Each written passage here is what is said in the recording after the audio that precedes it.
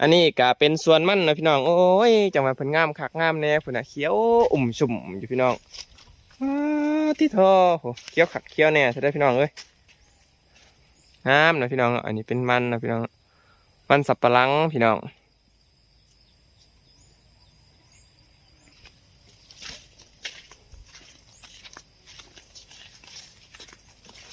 อันนี้ก็สิเป็นมันอันนั้นเนาะพี่น้องมันที่ปลูก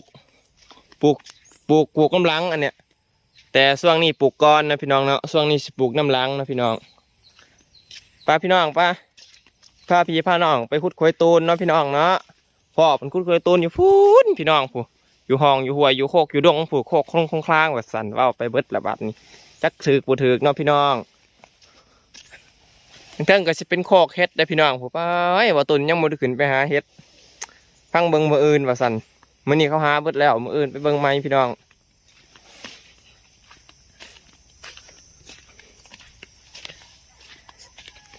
พาพี่พาน้องเลาะสวนมันพี่น้อง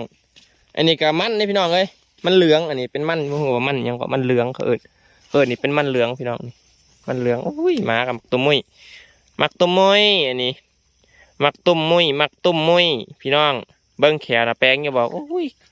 แขวนี่ขาวก็แขวบอตุนอีกนะพี่น้องปะ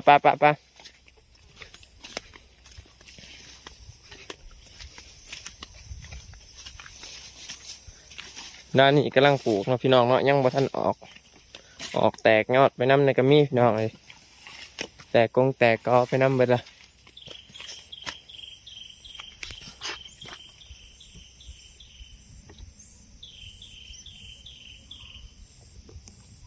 กล้องที่อยู่ตรงนี้เนาะพี่น้องเพราะว่าบอตุนก็จะไปขุดควายตุนสวยพ่อเนาะพี่น้องเนาะพ่อเพิ่งก็จกหมดแล้วนะโอเคพี่น้องบอตุนแมวจกก่อน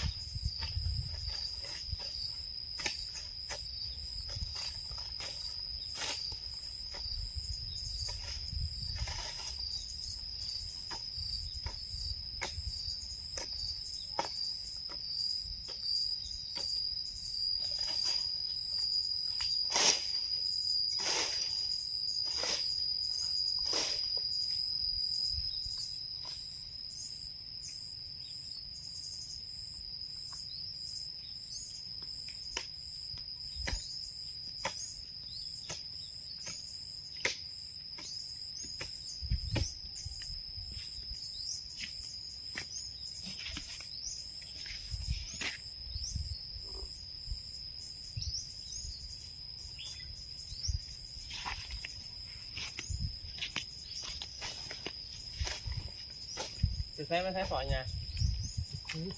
นะ เว้นเดียวมัน เป็นครูบอก เป็นคู่อ่ะ ที่ปลูกมันเป็นไง เป็นหลักน้ำปลูกมันต้นนะ ต้นต้น หลักน้ำหลักดินขุ่นลงไปทุกยุค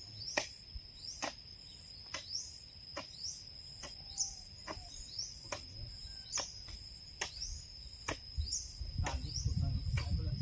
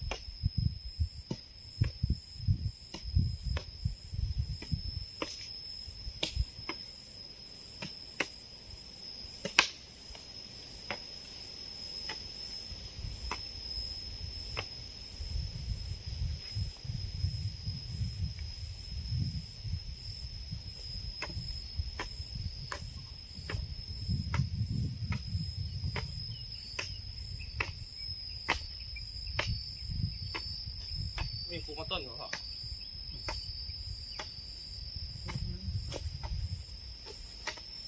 ไม่มีลงน้ำน้ำขุ่นไว้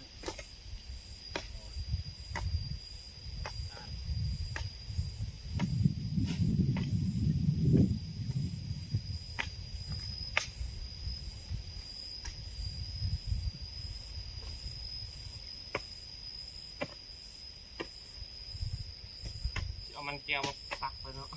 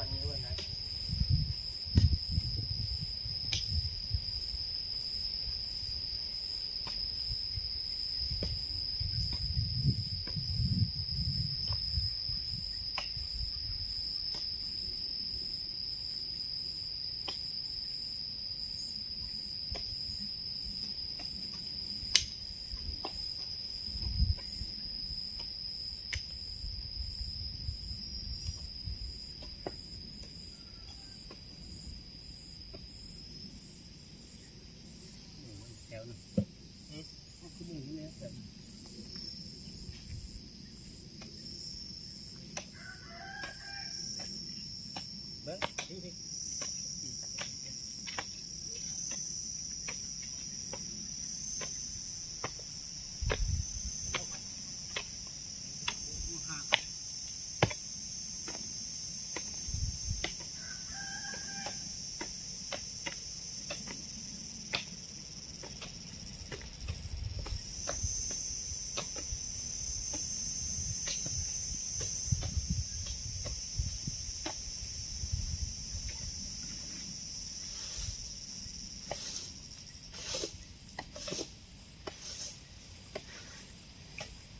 ุทธเอาห่างๆนะตัวปูใหญ่นะ ห่างบ่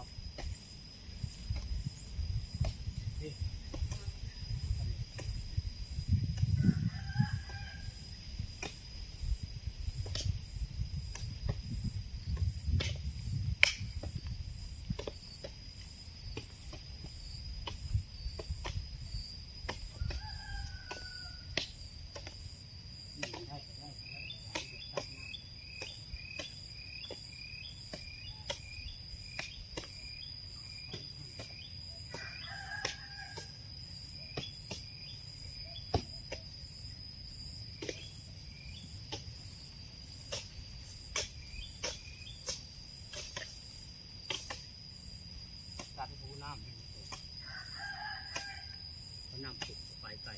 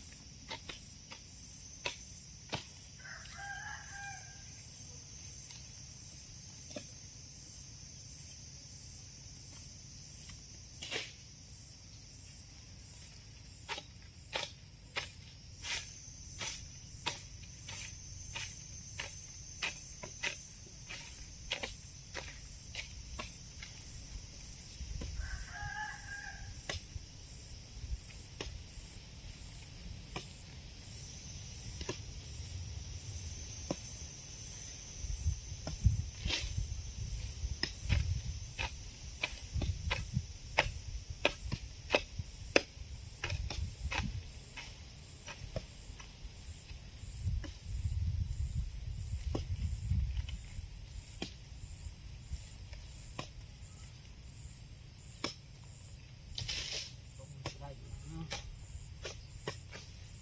ปลูกไปถึงมันเป็ด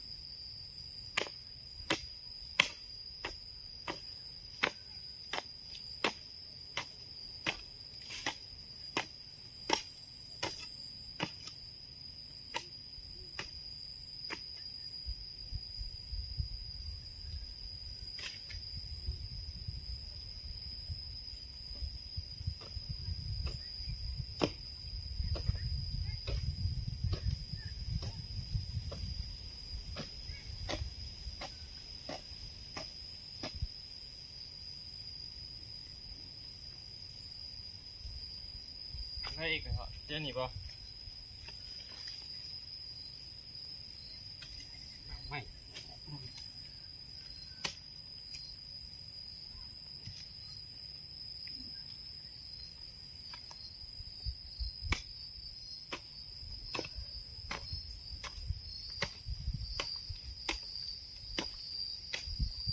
นี่ก็ปลูกกันมาก่อน นี่จะพวกดุนะครับอันนี้ปกติของผมเนี่ย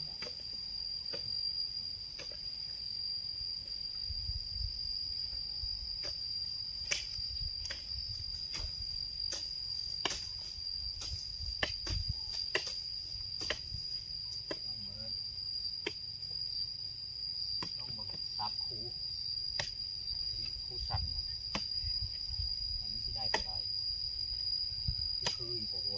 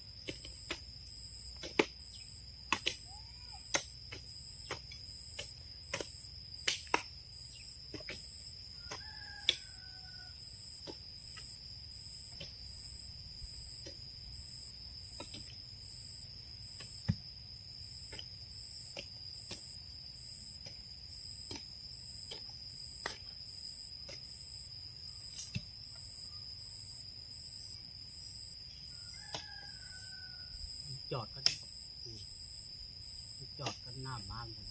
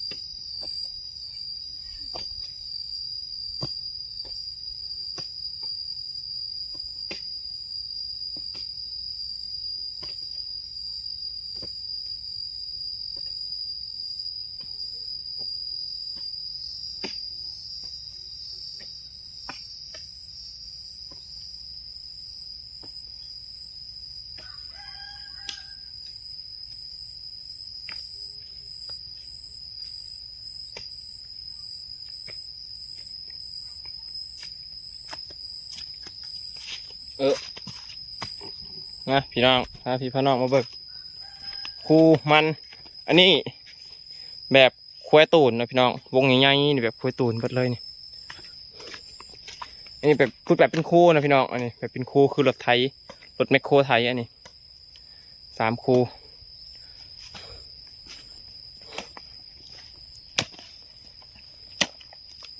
นี่มันเพาะจกเพาะอันนี้โย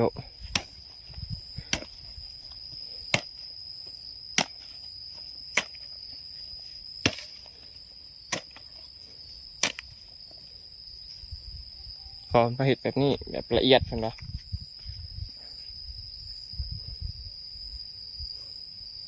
พูดเป็นครูใหญ่เติบด้วยพี่น้องแบบคล้ายๆรถไทยเนาะรถแมคโครไทยขึ้นมาพี่น้อง